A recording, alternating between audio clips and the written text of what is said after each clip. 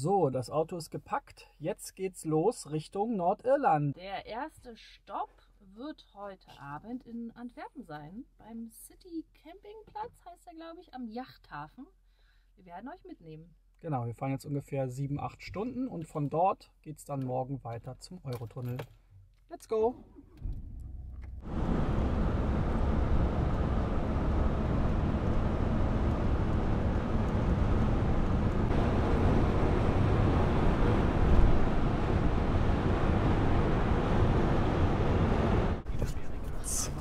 €2,22 wollen die hier haben. Halt denn nicht veräppeln. Krass. So, wir haben jetzt hier eine Reifendruckmeldung bekommen. Das heißt, wir fahren jetzt erstmal. Ne, das ist Elektro. Suchen jetzt hier erstmal, da ist Luft und Wasser geradezu. Kontrollieren jetzt erstmal die Luftdrucke bei McDonald's. So, wir haben jetzt überall nochmal den Reifendruck gecheckt. Hinten war etwas niedriger. Wir haben jetzt alle auf 3,1 Bar gesetzt, so wie es in der Tür steht. Hier unten für unser Reifensetup und volle Beladung soll vorne und hinten 3,1 Bar sein. Das haben wir gemacht. Dann den Reifendruck neu eingespeichert. Unsere Kiste hier vorne hat sich auch schon sehr bewährt. Quasi unsere Snackbar, unsere Minibar. Sehr cool. Und jetzt fahren wir erstmal weiter. So, und nach knapp 7 Stunden verlassen wir Deutschland und sind gleich in den Niederlanden. So, hier sieht man noch alte Grenzgebäude. Und hier sind wir jetzt schon in den Niederlanden. Wir brauchen jetzt noch ungefähr 1,5 Stunden, 2 Stunden, 1,5 wahrscheinlich. Und dann kommen wir in Antwerpen an. So, nachdem die Tankstelle in Deutschland 2,22 € für Diesel haben wollte, haben wir jetzt hier im Ausland für 2 € 3,9 getankt. Und haben jetzt wieder 950 Kilometer Reichweite. Müssen aber nur noch 133 fahren bis zu unserem Zwischenstopp. Gleich ist geschafft. Und jetzt haben wir auch Belgien erreicht. Sprich, unser Campingplatz ist nicht mehr weit. Damit wir auch wissen, wie schnell wir fahren dürfen. In der Stadt, außerhalb der Stadt, auf der Autobahn und Schnellstraße. So, wie ihr vielleicht schon mitbekommen habt, fahren wir immer mit einer Dashcam. Das war auch eine Empfehlung aus der Community, wenn ich mich recht entsinne. Für alle Länder können wir sie benutzen. Allerdings in Belgien müssen wir sie ausmachen. So, willkommen in Antwerpen Ost. Wir sind jetzt gerade auf der Zugbringer-Straße. Rein in die City. Ist ja schön hier. Also Antwerpen ist so eine Stadt, wo ich sage, da können wir echt vielleicht irgendwann mal noch einen Tag länger bleiben. Ja, Tunnel sollen wir durch den Tunnel waren wir letztes Mal auch schon. Der Waasland-Tunnel.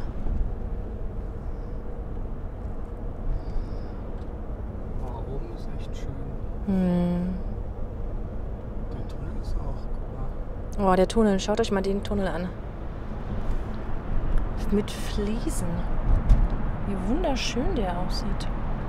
Gut, zwischendurch sind mal ein paar Löcher, aber... Und da ist schon unser Ziel. Ja. Nicht mehr lang. Und ganz wichtig, wenn man nach Antwerpen fährt, muss man sein Auto vorher registrieren für die Umweltzone. Das haben wir schon im letzten Jahr gemacht und die Registrierung, die ist ein paar Jahre gültig. Mit dem Tier 6.1 eigentlich kein Problem, aber mit älteren Fahrzeugen, vor allem Dieselfahrzeugen, könnte es schwierig werden. Wenn man die Anmeldung nicht macht, dann muss man Strafe zahlen, bis zu 300 € und man kommt hier auch nicht drum rum, so wie in Deutschland, wo es keiner so richtig kontrolliert in den Umweltzonen, weil hier gibt es eine Kameraüberwachung mit Kennzeichenerkennung und die registriert alle Fahrzeuge, die in die Umweltzone fahren Und wenn man dann nicht angemeldet ist, dann ja, kriegt man irgendwann Post wahrscheinlich. Und schon sind wir fast da. Ich muss sagen, die Gegend hier vom Campingplatz ist rund um den Yachthafen. Ist wunderschön. Sehr tolle Häuser. Hier ist das Schild zum City Camping Antwerpen. Hier kann man sogar vor dem Campingplatz theoretisch kostenlos stehen, an so einem Park. Im Sommer ist das allerdings ziemlich voll immer. Ziemlich voll gewesen, ja. Genau, hier rechts ist dann jetzt der Yachthafen und man sieht da das Riesenrad und die Skyline der City. Und hier geht es dann jetzt nach links und dann gleich wieder nach rechts. Das Tor ist meistens zu. Man bekommt mit der Buchung, wenn man vorab bucht, einen 4-stelligen PIN-Code, mit dem man das Tor öffnet, was wir jetzt tun werden.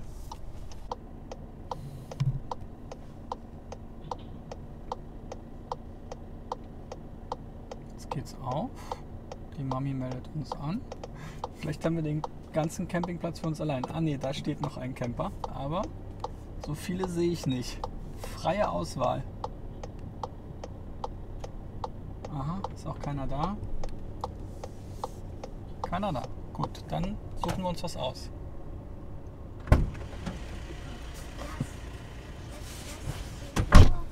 Wow, was steht denn da? Ein Expeditionsfahrzeug. Oder wollen wir uns diesmal näher an der Toilette vielleicht postieren? Da drüben, da steht ein Bulli. Wie du magst. Das ist natürlich auch so mal, das Hier haben wir im Sommer gestanden. So, Platz ausgesucht, angekommen, gleich mit gutem Blick. Jetzt erstmal das Dach öffnen. So, insgesamt sind wir 762 Kilometer gefahren. In 7 Stunden 52 Minuten, im Durchschnitt 97 km/h und haben 9,1 Liter pro 100 Kilometer gebraucht. So, Landstrom ist angeschlossen. Und die Lampe leuchtet. Ist das kalt. So, jetzt haben wir schon mal das Fahrerhaus hier isoliert mit den Thermomatten. Der Tisch ist aufgebaut, die Standheizung läuft und jetzt gibt's Abendbrot. Ja, das ist wirklich spooky. So, mein Abendbrot ist fertig. Stulle mit Brot. Guten Appetit. So, das Bett ist gemacht. So halbwegs. Der Hund liegt im Bett. Wir haben hier die Isolation auch im Wohnraum installiert. Der Hund ist umgezogen mit seiner Box, schläft dann nachher auf dem Beifahrersitz. Natürlich haben wir wieder Kali-Heat an Start. Und hier oben, falls ihr was sehen könnt, ist Papas Schlafgemach. Und jetzt wollen wir noch ein bisschen Netflix and Chill. Und für alle meine Fans ohne Kappe im Bett. Schaut mal her. Das ist der Blick. Der Ausblick aus dem Aufstelldach. Schick, oder? Aber jetzt ganz schnell wieder zu. Ist nämlich kalt und windig.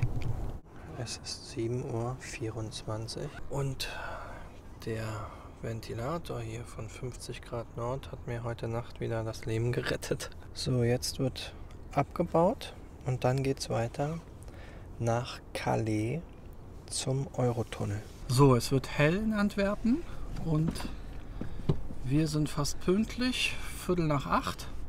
Jetzt geht's zum Eurotunnel nach Calais. Guten Morgen. Und tschüss. Guck dir das an. Der hat eine ganze Bereifung oben auf dem Dach.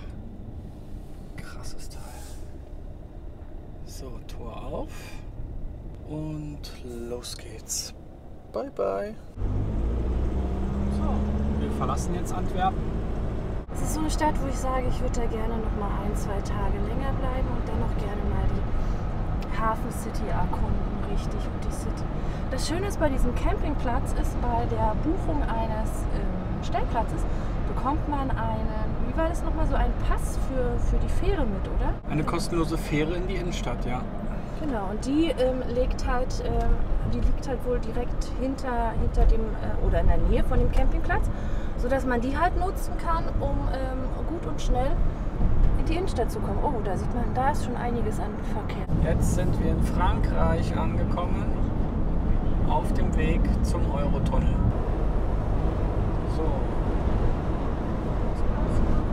Jetzt geht's runter von der Autobahn. Sur la Manche geradeaus.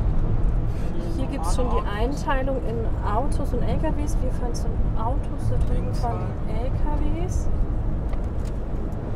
So, und jetzt geht's hier rüber. Über die Autobahn. Da hinten sieht man schon am Rand der Ampeln, Ja. da ist der ganze Grenzbereich bzw. der Eingangsbereich der Tunnel. Und wir halten Ausschau nach der Pet Registration. Da müssen wir nämlich Mit den unseren gelben Hund Schildern. anmelden. Da geht es dann immer zuerst hin. Zum Drive-In. Genau, hier auf der französischen Seite haben sie einen Drive-In. Da kann man mit dem Auto durchfahren. Sie geben dir dann ein Lesegerät, womit du dann die Chipmarke ausliest und gibst dann. Pet Check-In ist heute gerade aus. Der war vorher da. Ja, ich weiß, aber da wird es irgendwie gerade gebaut. Okay. So, wir mussten uns jetzt gerade ein bisschen orientieren, weil irgendwie die Einfahrt gesperrt war. Aber da hinten sieht man es schon. Hinter der Baustelle die Pet Registration. Genau, da fahren wir jetzt rein. Also es ist super ausgeschildert hier. Auf der englischen Seite gibt es dann, wo muss man halt mit dem Hund halt in den Terminal rein. Aber das ist auch sehr cool.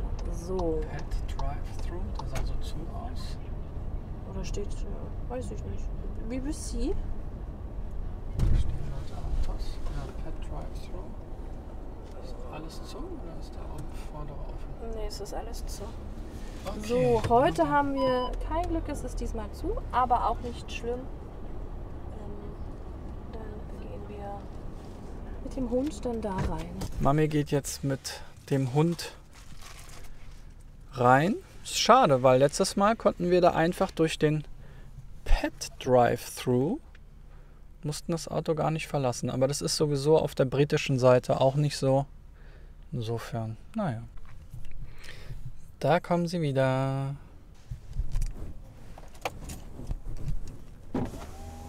Bonjour. Das hat geklappt. Wichtig ist, wenn man hier reinkommt, Sie wollen immer den Heimtierausweis haben. Da sind halt alle Sachen drin, so wie zum Beispiel die Entwurmung und bezüglich der Tollwutimpfung. Auch brauchen Sie die Registration Number und dann bekommt man so einen Zettel, den man sich da an die Windschutzscheibe klebt. Okay. Oder ins Dashboard. Weiß nicht. So, jetzt gehe ich mit dem Hund noch mal kurz hier pullern, ja, wenn er schon draußen ist. So, have a awesome day, bon voyage. Und jetzt könnte man auch nach rechts fahren zum Hotel und Shopping oder was da ist. Und wir fahren jetzt aber direkt zum Pass. Nimmst du? Genau. Zur Passkontrolle. So, hier wird gerade gebaut. Zum Check-in da steht schon. Erste Ausfahrt. So, hier sind die ganzen Terminals. Da suchen wir uns jetzt eins aus. Ich nehme mal das rechts. Ach so, UK, ja, UK. Das ist egal, wo die du Schilder sitzt. darüber verstehe ich nicht. Okay. So, nach der ersten Anmeldung für den Zug hat man hier so einen kleinen Einkaufsbereich. Und jetzt müssen wir uns hier so ein bisschen durchschlängeln. Genau, also irgendwie ist es, wir müssen letztendlich darüber wieder, weil da ist dann die Passkontrolle und da hinten ist, also hier ist die französische Passkontrolle für die Ausreise quasi und da hinten ist für die Einreise. So, und wir müssen uns jetzt hier durchschlängeln, um da, wo die anderen Autos sind, auch wieder rauszukommen. Jedes Mal auch ein bisschen anders. So, Jedes Mal aber ein wir bisschen folgen anders. jetzt hier dem Boarding-Schild. Genau, einfach geradeaus.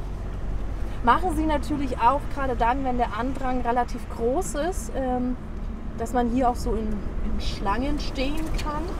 Ja, vor allem kann man hier halt auch noch parken, wenn man jetzt später fährt, ne? Wenn man irgendwie später fährt. Aber wir sind ja jetzt pünktlich und wir wollen jetzt auch los. So. So, da Grande steht Grande Bretagne.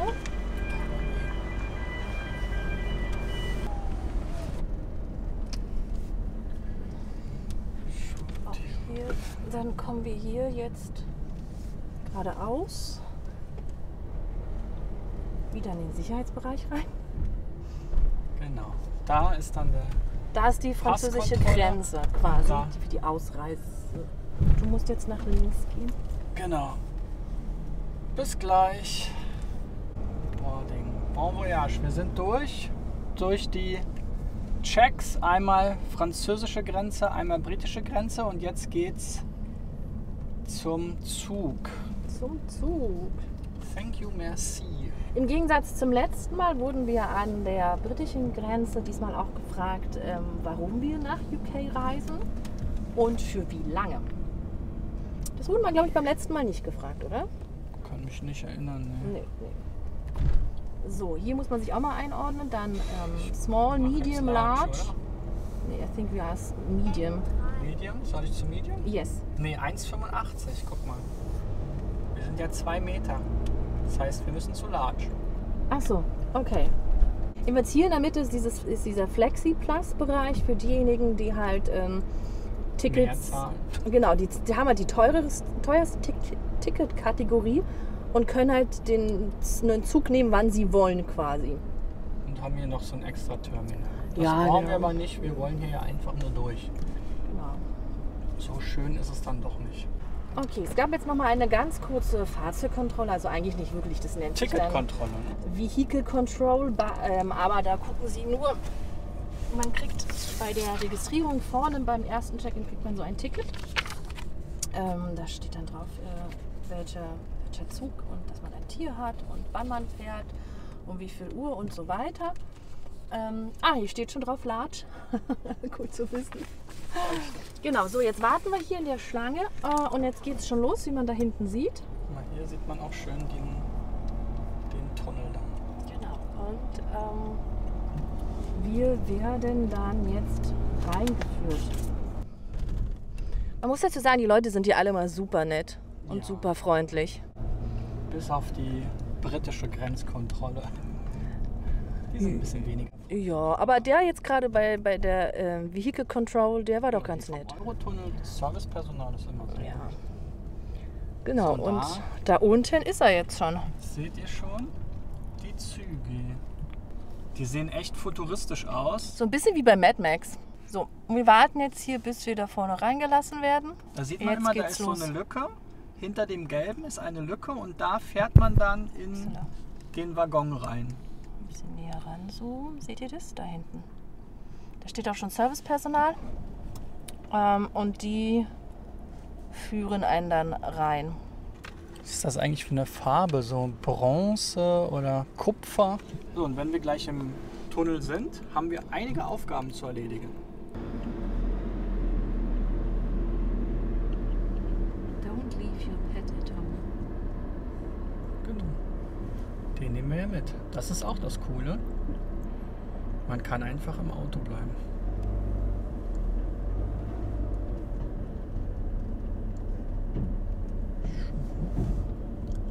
Jetzt geht's hier rauf und dann da rein.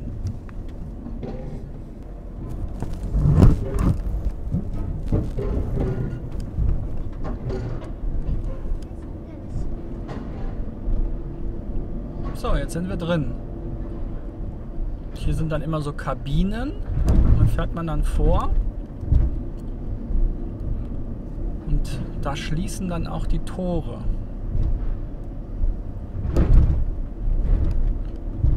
Hier drin kann man sogar das Dachzelt ausfahren, würde ich sagen. So hoch ist das.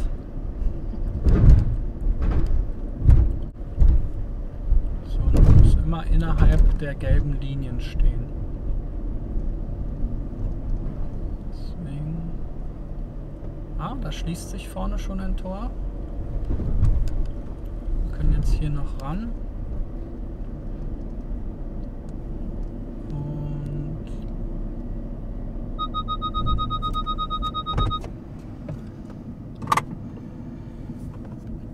that's it. Ja, der muss jetzt zurücksetzen, der ist zu weit gefahren. Der muss nämlich außerhalb der gelben Linie stehen und jetzt macht er da das Tor zu. Hier sind dann immer 2, 3 Autos drin. Ich glaube 2 jetzt von den großen. So, jetzt machen wir uns erstmal Licht an. Und jetzt wird umgestellt auf UK. So, sollen wir mal gucken, wie war denn das? Car, Setup. Dann hier runter scrollen. Einheiten, da. Und jetzt können wir hier nämlich einstellen, Entfernung von Kilometer in Meilen und Geschwindigkeit, ganz wichtig, von km/h, schwupp, in Meilen. Jetzt ist das umgestellt. Genau, man kann theoretisch auch noch die Temperatur in Fahrenheit umstellen und Liter in UK Gallon. Das brauchen wir aber nicht. Wichtig ist, dass wir jetzt auf dem Tacho halt in Meilen fahren. Halt auch, um zu gucken, ob wir im Tempolimit einfach bleiben. Ja, und auch für die Entfernungen vom Navigationssystem, da ist es jetzt eben auch auf Yards umgestellt, beziehungsweise dann Meilen, weil natürlich auch die ganze Beschilderung immer in Meilen ist und man sonst auch durcheinander kommt, wenn man da sieht, eine Meile ist halt ein bisschen länger als 1 Kilometer. So, da Großbritannien ja nicht mehr zur EU gehört, solltet ihr auf jeden Fall die mobilen Daten ausstellen oder mindestens hier das Roaming, Datenroaming ausstellen, wenn ihr nach UK fahrt, weil sonst wird es teuer. So, es geht los. Wir fahren. Die Fahrt dauert so ungefähr eine halbe Stunde. So, und das kann durchaus auch mal ein bisschen schaukeln. Man sieht es hier ganz gut an dem Wagen vor uns. Gerade beim Runterfahren schaukelt es ein bisschen, aber es ist eigentlich genauso wie ganz normales Zugfahren, außer dass man in seinem eigenen Auto sitzt, was ich persönlich sehr angenehm finde. Die Frau hat sich eine Zeitschrift genommen, liest Krimis und Sohnemann sitzt auf Papas Schoß.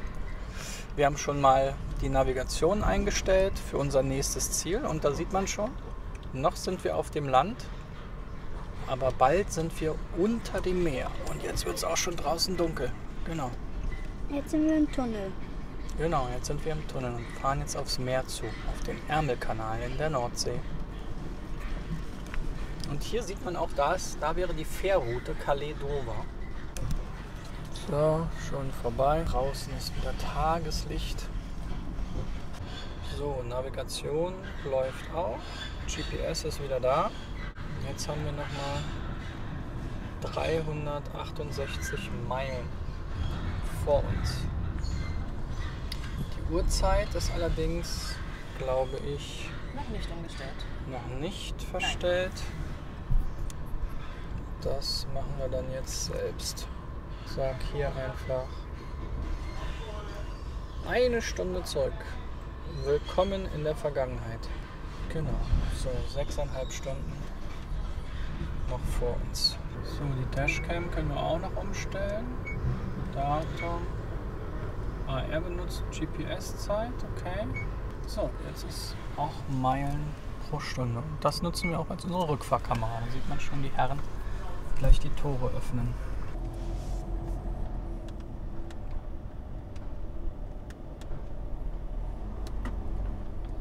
So, jetzt fahren wir wieder zur nächsten Lücke. Vorne sieht man schon Tageslicht.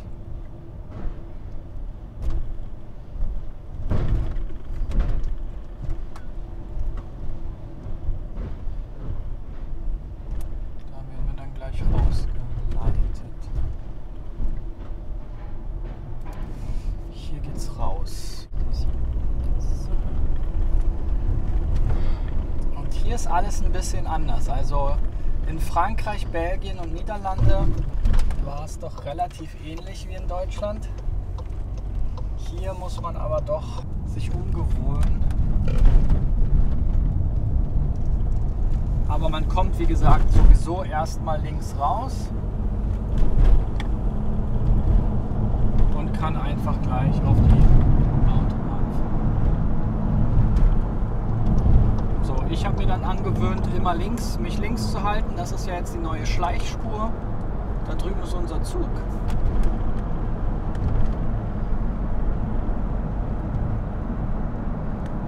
Da sieht man auch so eine Lücke, die dann aufgemacht wird, wo man dann reinfährt. Das Coole ist auch, wer mit ACC fährt, also dem Active Cruise Control, der gewöhnt sich um, weil der hält ja normalerweise die Geschwindigkeit auch zur linken Spur, also dass man nicht rechts überholt. Wenn man jetzt ein paar Überholvorgänge macht auf der anderen Seite, dann gewöhnt er sich daran und stellt das entsprechend um. Also da muss man mal sagen, das hat VW echt gut gemacht. Auch das digitale Cockpit bin ich sehr froh drüber. Bei der Auswahl des Wagens war ja auch das ein ausschlaggebendes Kriterium für diesen Wagen, dass es ein digitales Cockpit hat, dass wir auch da die Möglichkeit haben für unsere Roadtrips, das dann einfach umzustellen, damit wir nicht immer im Kopf umrechnen müssen. Ja, und generell auch zukunftssicherer. Wir haben das in den anderen Autos auch. Das ist einfach ein starkes Unterscheidungskriterium, wenn man das Auto später mal in 10 Jahren verkauft. So, hier ist dann die andere Seite, wo wir dann auf dem Rückweg stehen. So, und da oben sieht man schon, steht für London, Folkestone. Was sich auch ändert, wenn man mit ACC fährt, dann kann man ja die Geschwindigkeit hier am Multifunktionslenkrad einstellen. Und das ist dann nur noch in 5er Schritten. In km/h sind das ja 10er Schritte, in Meilen sind es 5er Schritte. Und jetzt geht's auf die Autobahn. Hier heißen die Motorways, glaube ich. Deswegen heißen die alle M irgendwas. M20 jetzt zum Beispiel. Wenn man das erste Mal in Großbritannien fährt, ist das schon witzig. Jetzt die Autos auf der Gegenseite zu sehen, das ist schon was. Aber wie gesagt, ich habe mir einfach die Regel im Kopf gesetzt, immer auf der Fahrerseite bleiben. Dann ist alles gut. Deshalb ist es auch gut, dass wir unser eigenes Auto quasi mitbringen und nicht die Autos vor Ort von unserer Familie nutzen. Ja, weil dann muss man sich doppelt umgewöhnen, weil dann ist auch die Handschaltung auf der anderen Seite, wenn man dann noch ein Auto mit Kupplung hat. Man muss aber dazu sagen, was wir festgestellt haben, es ist gut, wenn man hier noch einen Beifahrer hat, weil gerade so Drive-In haben natürlich dann auf der rechten Seite, also sprich auf meiner Beifahrerseite, ihren Schalter, weil da normalerweise natürlich der Fahrer sitzt hier in UK. Ist bei uns nicht der Fall. Das heißt, mein Mann hat Glück, mich dabei zu haben, dass ich immer für uns bestellen kann. Genau, das zeigen wir euch dann alles.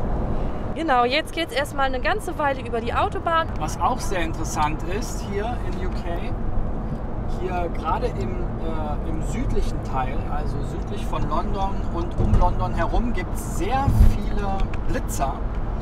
Und hier gibt es auch ganz besondere Blitzer. Nicht nur die an dem Punkt, wo sie stehen, die Geschwindigkeit messen, sondern auch diese gelben hier, die dann die Durchschnittsgeschwindigkeit messen zwischen 2 Punkten. Das heißt, man kann nicht einfach hier kurz langsam fahren und dann wieder rasen, sondern man muss jetzt wirklich von hier bis zum nächsten Blitzer die richtige Geschwindigkeit haben, weil er eben die Entfernung misst und die Zeit, die man da braucht. Und dementsprechend kann es halt sein, wenn man zu schnell fährt jetzt zwischen den beiden Blitzern, dass man dann halt eine zu hohe Durchschnittsgeschwindigkeit hat. Da steht Average Speed Check. Und das finde ich eigentlich ganz gut, weil wir haben es ja ganz oft in Deutschland, vor den Blitzern wird dann abgebremst und direkt nach dem Blitzer wieder Gas gegeben. Das geht hier nicht. Und es ist vor allem, wie gesagt, im Süden von Großbritannien sehr verbreitet, diese Blitzer. Hier ist halt eine Baustelle und in Deutschland ist es ja auch oft so, da hat man dann ja auch niedrigere Geschwindigkeit, 80. Wir fahren jetzt hier 50 Meilen. Ich muss sagen, ich liebe die Autobahnen in UK. Ich weiß nicht warum, aber es ist irgendwie ein ganz anderes Fahrgefühl als jetzt in Deutschland und auch in den anderen europäischen Ländern, wo wir durchgekommen sind. Es ist irgendwie viel entspannter. Gerade in Belgien zum Beispiel, trotz des allgemeinen Speedlimits, fahren die da sehr stark auf und rasen auch teilweise. Blinken nicht. Das macht am wenigsten Spaß in Belgien. Frankreich und Niederlande ist ganz angenehm. Dafür sind die Autobahnen in Belgien relativ gerade. Oder vielleicht kommt es einem auch nur so vor, weil man nicht so schnell fährt. Das ist echt anstrengend in Deutschland, wenn man teilweise freigegebene Strecken hat und dann trotzdem die halt so Schlangenlinien sind.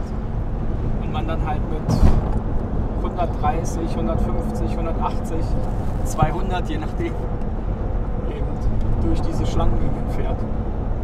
Und hier ist alles ganz gechillt und gerade hier auch mit den vielen Blitzern halten sich eigentlich die meisten wirklich an das Speed Limit. Was auch ganz interessant ist, die haben hier halt eine offensive Strategie, was die Blitzer anbelangt. Also überall, wo Blitzer stehen, sind entsprechende Warnhinweise. Finde ich viel besser. Da halten sich die Leute dann eher dran.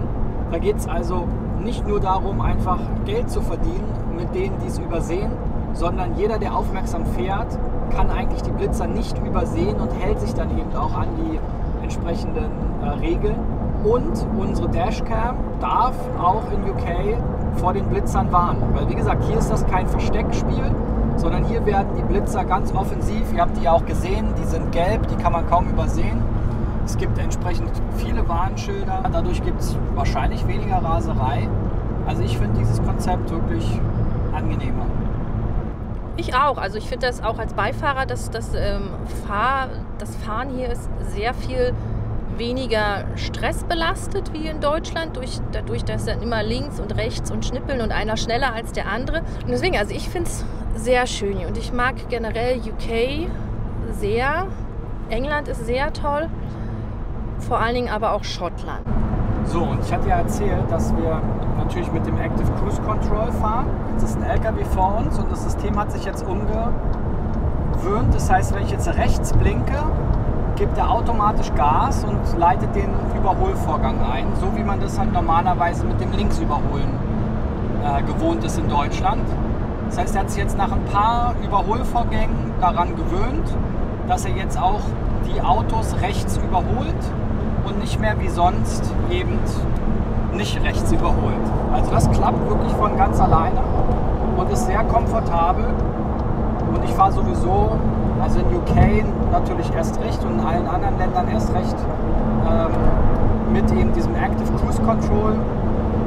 Da stellt man dann einfach die Geschwindigkeit ein und dann kann man auch nie zu schnell sein. Und was auch ganz schön ist an diesen Speed Limits auf den Autobahnen ist, dass man nicht ständig auf den Verkehr hinter sich achten muss, gerade beim Überholen. In Deutschland, wenn man jetzt gerade mit dem VW-Bus auf der Autobahn mal langsamere Autos überholt, die vielleicht 100, 110 fahren und man selber fährt vielleicht 130, 140, dann hat man oft die Gefahr, dass von hinten einer ganz schnell kommt und auffährt und wirklich viel schneller kommt und drängelt und so weiter. Das ist jetzt hier in UK zum Beispiel mit dem allgemeinen Speedlimit anders, weil man hier sowieso nicht viel schneller fahren darf und hat nicht immer diesen Stress mit den anderen Rasern hinter sich. Klar gibt es ja auch welche, die mal ein bisschen schneller fahren, aber hier fährt halt keiner 200 oder keine Ahnung 180 Meilen oder 150 Meilen. Und das ist auch eine Besonderheit von UK, was ihr gerade gesehen habt, diese Schilder für Services. Das ist quasi der nächste Rasthof, der hier kommt. Bloß, dass es kein Rasthof ist, sondern in Deutschland würde man das Autohof nennen. Das heißt, du musst hier richtig auch von der Autobahn ein kleines Stück abfahren, um dorthin zu kommen. Und das nennt sich halt immer Services. Und für uns war das am Anfang halt super schwierig. Wir haben etliche am Anfang verpasst, weil wir das nicht geschnallt haben, weil auch hier bei den Ausfahrten dann nur noch ein Schild steht, ein kleines Schild steht mit Services. Und wir haben immer die Raststätten gesucht, die direkt an der Autobahn ist. Gibt es hier auch ein paar, das sind aber eher die neueren. Im Süden von England, da hast du nur diese Autohöfe. Die sind dafür aber sehr cool. Ja. Also da gibt es alles mögliche, Shopping, auch für Kinder teilweise so Spielhallen, Fastfood-Restaurants natürlich. Also ganz anders, als man das jetzt in Deutschland von den typischen Raststätten kennt. Die sind zwar auch schon ganz nett, aber hier diese Services, Road Chef zum Beispiel, da gibt es dann oft wirklich ein sehr cooles Angebot, auch mit Starbucks Drive-Thru zum Beispiel, etwas, was es in Deutschland auch nicht gibt. Aber wir fahren jetzt erstmal weiter, wir zeigen euch dann die Services nachher, wenn wir Halt machen. Was in UK auch besonders ist, da gibt es echt riesige LKWs. Das erinnert auch so ein bisschen an die USA. Hier ist so einer, der weiße. Ihr seht direkt mal den Vergleich. Vor uns fährt quasi so ein typischer LKW, den wir auch aus Deutschland kennen. Und links daneben ist einer, der ist einfach noch mal ein Viertel höher. Ein Riesenteil. Und die sieht man hier auf den Autobahnen öfter. So, jetzt machen wir den ersten Halt. In Beacon Field Services Extra. Da gibt es einen McDonald's, einen Starbucks. Und da müssen wir jetzt hier runter. Welche Angebote es dort gibt, wird auch dann auf den Schildern davor angezeigt. Und jetzt kommt eine weitere Besonderheit wahrscheinlich. Mal gucken. Kreisverkehre. Es gibt unheimlich viele Kreisverkehre in UK. Meistens, wenn man von der Autobahn abfährt, landet man in einem Kreisverkehr. Hier wird auch nochmal angezeigt, dass jetzt hier diese Services sind. Da steht Services nach links dazu. Links. Okay. Bitte nehmen Sie die zweite Ausfahrt von der M40 folgen. Services. So, die Ampeln gelten. Ampel auch für uns hier? Nee, Ah ja, hier ist. Ach, das ist cool. Das ist so eine Slip Road oder wie man das nennt. Also wir mussten jetzt gar nicht auf den Kreisverkehr. in den Kreisverkehr. Hätten wir auch gekonnt. Ausfahren von der M40 Jetzt kommt aber folgen einer. in Richtung Knoxville. Nächste Kreisverkehr. Und da sieht man dann schon. Bitte nehmen Sie die dritte Ausfahrt. Bei Kreisverkehren ganz vorsichtig sein, weil hier geht es drunter und drüber. So. Schwupps. Das System der Kreisverkehre habe ich bis heute nicht so richtig verstanden. Jetzt zweite links ausfahren und danach rechts abbiegen auf die A355. Schlagloch. Pompa, die Pompa. So. Bitte in 200 Yards rechts abbiegen. So, get in lane. Also wir sind links. Lorries wollen wir nicht. All other traffic. Okay. Cars, Coach. 3 Stunden kostenlos parken. So, und hier sieht man nochmal, was es hier alles gibt. Also was zu essen. Es gibt aber auch Sachen. Das ist ein richtiges Shopping Center eigentlich. Marks & Spencer, das ist so ein Supermarkt. So. So, und eben hat es hier ein bisschen geklackert. Ich hoffe mal, das war ein dickes Insekt oder so und nicht ein Stein. Das gucke ich mir jetzt auch mal an. So, also es scheint leider ein Steinschlag zu sein. Ganz genau kann ich es nicht sagen. Ich habe es jetzt erstmal mit Tesa abgeklebt. Das habe ich bei Fan for Van gelernt, glaube ich. Genau, und da müssen wir mal gucken, dass wir dann in der nächsten Stadt dann das reparieren lassen oder kontrollieren lassen.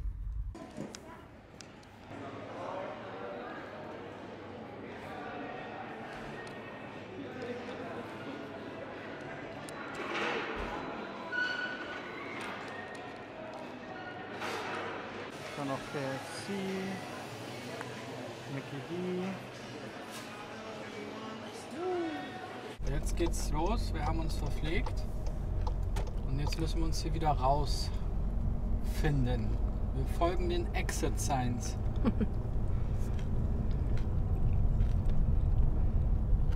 Diesel 1,94. Starbucks Drive-Thru. Den lassen wir jetzt mal aus. Ganz wichtig, immer beim Losfahren erstmal dran denken, man ist wieder im Linksverkehr. Also immer links halten. Kommen wir hier auf den Kreisverkehr. Wie gesagt, ganz typisch für UK. Die Kreisverkehre. Und dann geht es wieder auf die Autobahn. So, wir sind jetzt in Oxfordshire oder Oxfordshire, keine Ahnung, in der Nähe von Oxford. Da haben wir das letzte Mal auf dem Hinweg übernachtet und werden wir auf dem Rückweg auch wieder übernachten.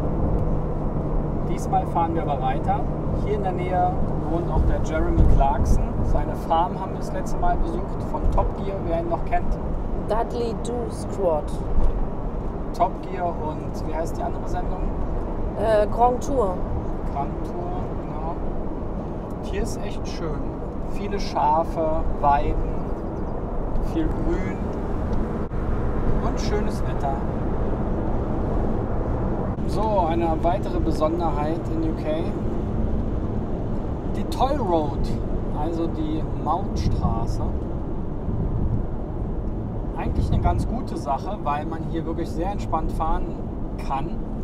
Allerdings nicht ganz günstig. glaube, wir zahlen immer für beide Strecken 30 Pfund hin und zurück. So, Ja. also zusammen 30 Pfund in etwa. Ja. Aber man kommt halt um einiges deutlich Angenehmer durch. schneller durch und angenehmer durch. Genau, so, wir schauen uns das jetzt mal hier an. Man kann hier direkt mit Karte zahlen normalerweise. Ja, genau, hier vorne muss ein Stückchen. Da ranhalten. Noch ein Stückchen. Please insert a card. In the card, read the slot below. Okay, reinstecken. 14 Pfund 30. Okay. Hast du? Ja. Dann schrocken wir sich So. rein. Dings ist hoch und weiter geht's. So, jetzt waren wir hier an der Tankstelle. Für 101 Pfund haben wir jetzt 60 Liter getankt. 1,68,9. Das ist ein guter Preis. Und diese Tankstellen hier sind echt cool. Also hier gibt es alles Mögliche. Sogar Apothekenartikel. Ist natürlich jetzt in Deutschland undenkbar, aber hier ist es halt wirklich. Hier kriegt man so die wichtigsten Sachen und die sind 24/7 offen. Haben auch eine Toilette, eine anständige, das hast du auch selten an deutschen Tankstellen. Und haben wirklich eine große Auswahl, auch an alkoholfreien Bieren zum Beispiel. Sehr cool. So, die letzte Meile. Es war extrem dunkel. Und ja, es ist jetzt 19 Uhr, also 20 Uhr in Deutschland. Und hier ist es wirklich pitch black, wie der Brite sagen würde. Kesslerick Nach vorne. Farm geradeaus. Müssen noch weiter. Genau. Letztes Jahr waren wir hier, das ist Genau. aber zu. Wir fahren jetzt noch ein bisschen weiter Die zur haben Farm. im Winter leider zu, können wir aber sehr empfehlen. So, und wir fahren jetzt aber zu der Sie haben Farm. das Ziel erreicht. Es befindet sich auf der linken Straßenseite. So, ich weiß nicht, ob man das da sieht. Kesslerick Farm. Holla die Waldfee. Das war jetzt aber ein Ritt. Oh, wir sind jetzt seit 7 Uhr wach. Und das war noch deutsche Zeit sozusagen in Belgien. Und jetzt ist es 7 Uhr in UK, also eine Stunde zurück. Und die Katrin geht uns jetzt anmelden hier in dieser romantischen Farm. Hast du hier noch geflirtet? Ich habe ihn gebeten, ein bisschen langsamer zu reden, weil ich ihn nicht verstanden habe. Er hat so schnell geredet. Ein sehr netter Mann. So, hier hinter dem Haus, also hier ist die Information, hier hinter dem Haus ist alles, was in Richtung Toilette, Waschraum und so weiter. Dusche ist umsonst. Das ist das Schöne an UK. Bullis über Bullis über Bullis auf den Campingplätzen. Sie jetzt wahrscheinlich gerade freuen, dass wir sie anstrahlen. So, wir sind heute 526 Meilen gefahren, 10 Stunden, 13 Minuten, 51 Meilen Durchschnittsgeschwindigkeit und haben 7,5 Liter pro 100 Kilometer verbraucht. Nicht schlecht. So, heute wird Starlink ausgepackt. Dafür brauche ich die Leiter und ich überlege, ja, ich will es mal auf der Seite probieren.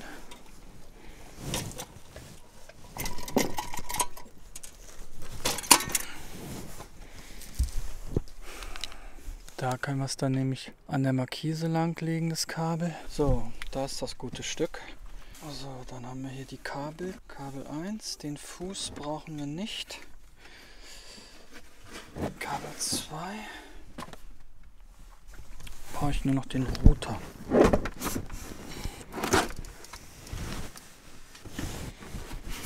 So, der Standfuß bleibt drin. Da ist der fürs Dach. Da ist der Router. Damit steigen wir jetzt hier mal auf. Dishy ist montiert.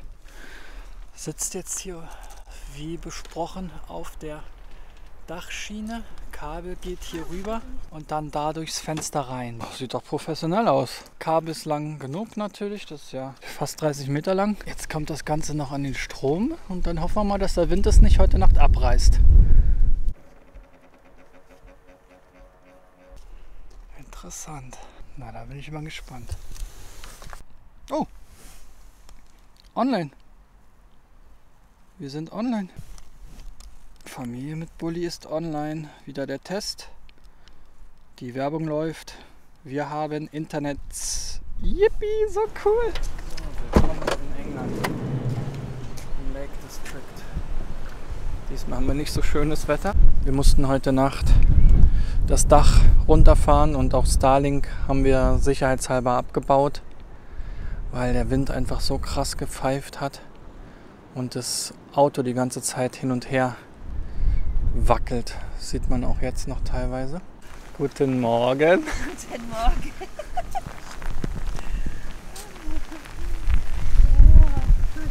Es ist auch nur ein klein wenig regnerisch. Und windig. Ganz normales britisches Wetter. Oh, okay. Nice.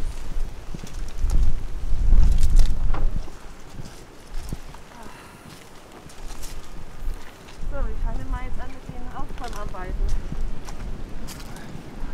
Bergungsarbeiten. Ja, Aufräumarbeiten. So, eine Autowäsche könnte unsere Frieda auch gebrauchen. Gestern auch ein bisschen hier Offroad auf dem Feld. Da drüben war der andere Campingplatz von unserem anderen Video. Da ist ein See. Der ist aber im Winter geschlossen. Jetzt wissen wir auch warum.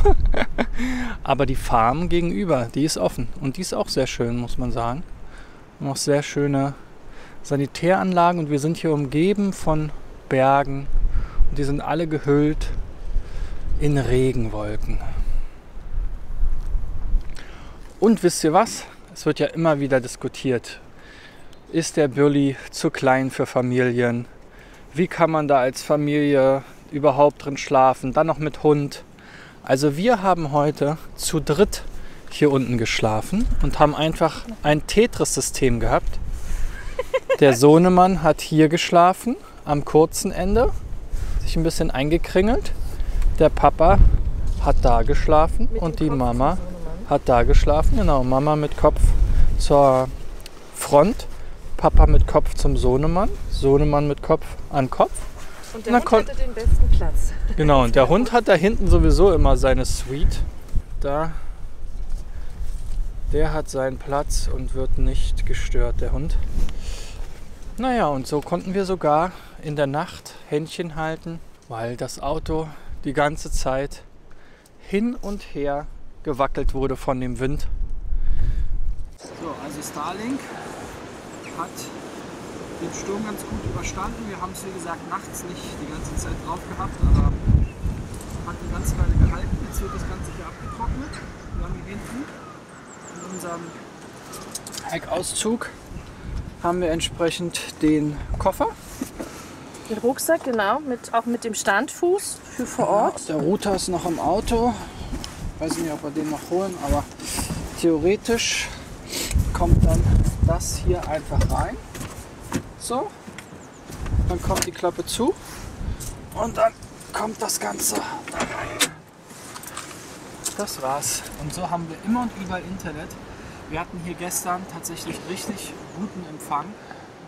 Trotz des schlechten Wetters, aber wir stehen ja hier unter freiem Himmel und hatten schnelleres Internet als zu Hause und definitiv auch schnelleres Internet als mit dem Campingplatz WLAN hier. So, Frühstück gibt es heute auf dem Bett. Wir haben uns gestern noch so Sandwiches an der Tankstelle gekauft. Davon haben wir gestern schon die Hälfte zum Abendbrot gegessen. Den Rest essen wir jetzt. So, aufgegessen. Jetzt wird hier zurückgebaut.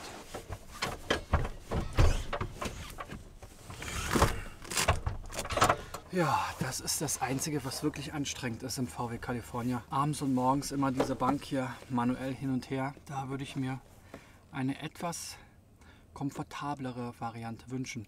Das Auf- und Abbauen vom Bett ist jetzt gar nicht unbedingt das Problem, aber eben dieser Mechanismus, der ist relativ zickig. Ja, und dann haben wir uns natürlich mit unserer Fenstertasche nicht unbedingt einen Gefallen getan. Vielleicht brauchen wir da einfach auch mal eine passende. Und jetzt wird hier noch das restliche Chaos aufgeräumt. So, abreisebereit, wenn die Sonne rauskommt. Jetzt geht es nach Schottland zur Fähre, die dann nach Nordirland führt.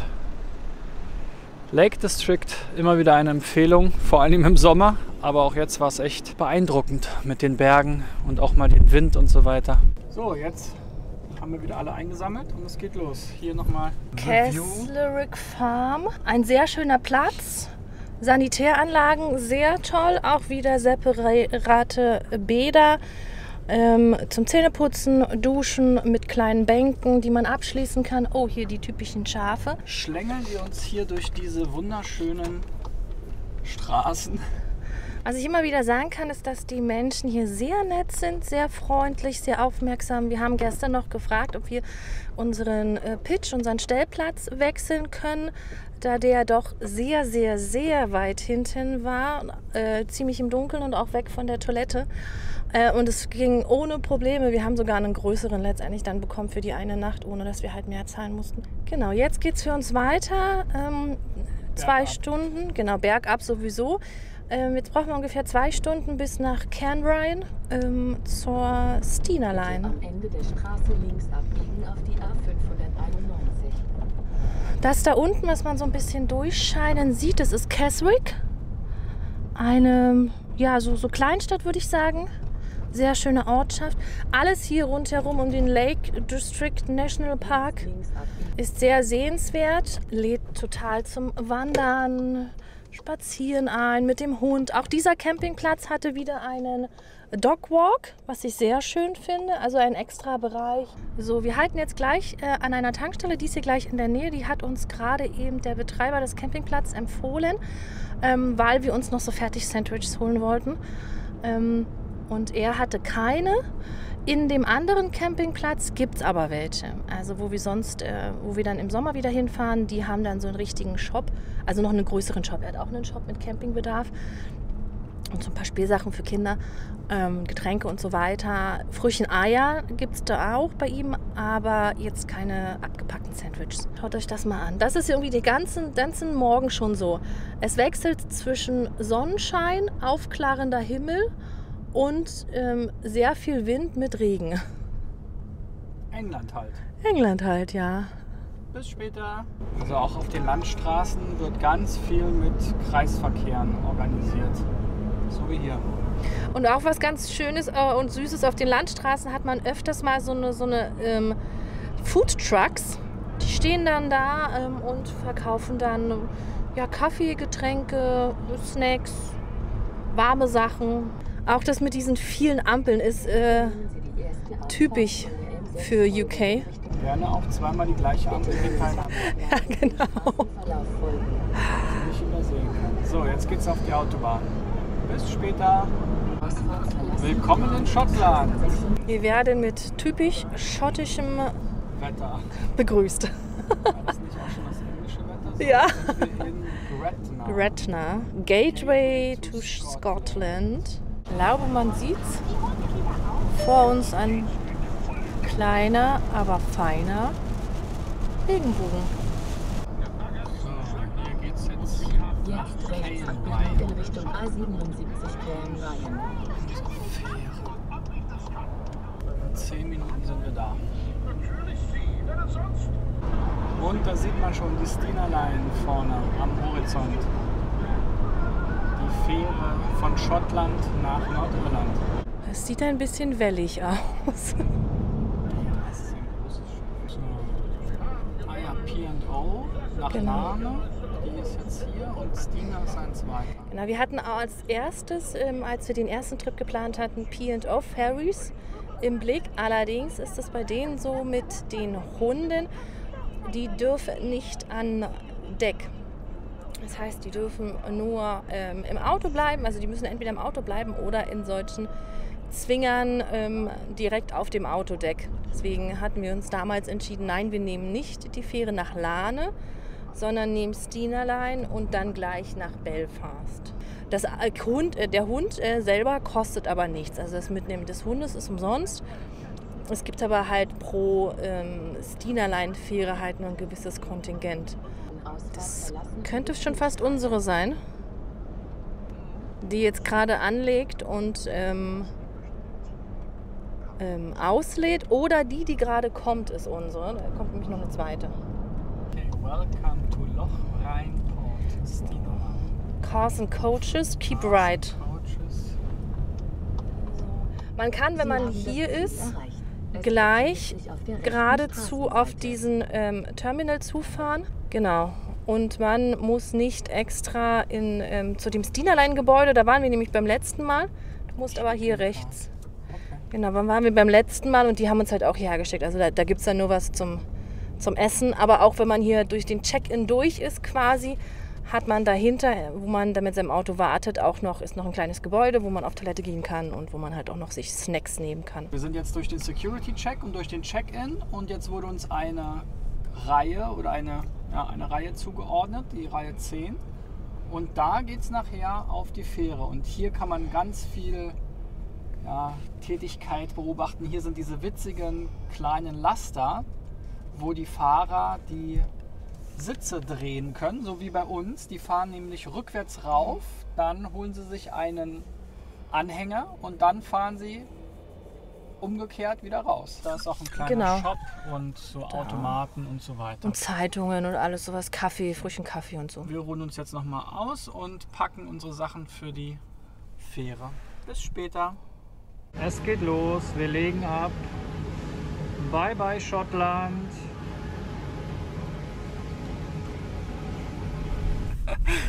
So, wir sitzen wieder im Auto.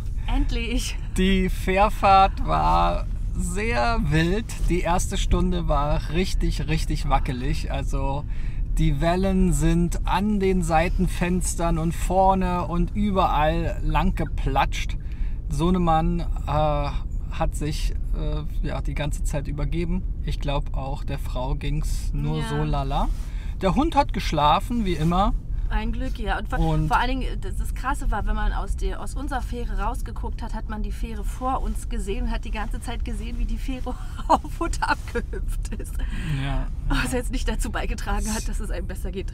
Es hat auch 3-4 Mal so richtig geknallt. Also da hat man gemerkt, da ist die Welle richtig gegen das Schiff oder gegen die Fähre geknallt. Also im Winter auf jeden Fall muss man ein bisschen hartgesottener sein. Im Sommer war es eigentlich total angenehm. Da hat es so ein bisschen geschaukelt, aber... Na gut, die zweite Hälfte war ja auch so jetzt. War jetzt nicht so schlimm, genau. Jetzt die zweite Hälfte war okay, also nur die erste Stunde war wirklich heftig. Genau, jetzt sind wir aber wieder im Auto. Das heißt, wir legen jetzt an und dann geht's von Bord und direkt nach Belfast. Das war der erste Teil hier unseres Reisevlogs, die Hinfahrt. Lasst uns mal einen Daumen nach oben da, wenn ihr euch generell für Einreise und so weiter, Reisepass, Eurotunnel interessiert. Dann verlinken wir euch hier noch ein Video von unserer ersten Fahrt nach Nordirland und UK. Schaut da direkt mal rein und bis dahin, eure Familie mit Bulli. Tschüss! Wir sind in Nordirland! Ja, Das Kind schreit es raus.